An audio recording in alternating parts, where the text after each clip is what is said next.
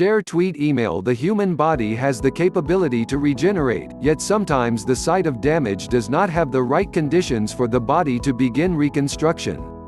Cell transplantation is a treatment that has the potential to offer permanent symptomatic relief for patients with a variety of diseases and injuries.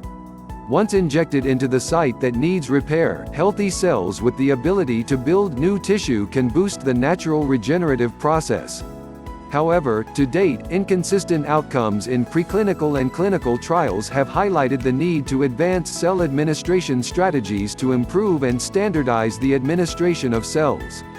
Moreover, researchers have observed major variations in cell survival and integration within the host tissue, which is attributable to a lack of a supportive regenerative environment and damaging conditions during implantation, but which also does hinder the translation of potential therapy into clinical practice.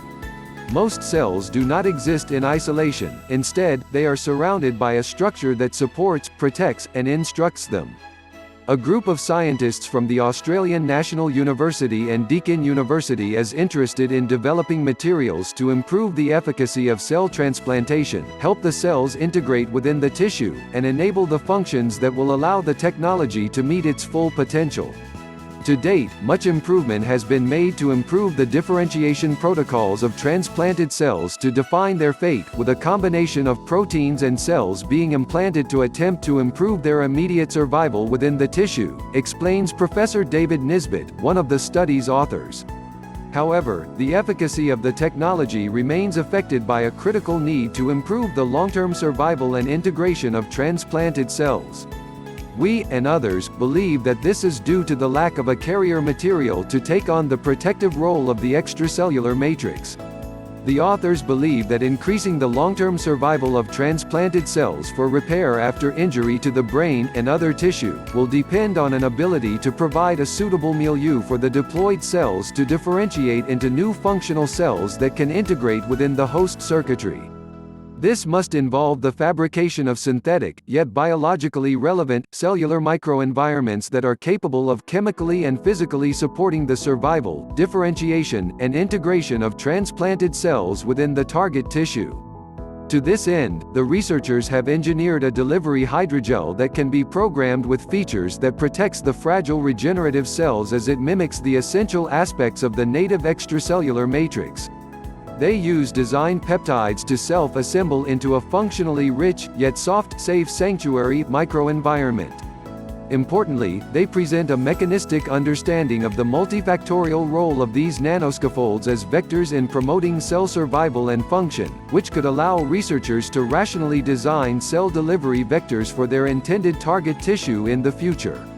Dr. Richard Williams summarizes, "We have isolated the key parameters of an ideal cell transplantation material: I. Physical support, E. Biologically active epitopes, E. Ability to flow through a needle, and IV. Active redistribution of the shear stress generated during administration."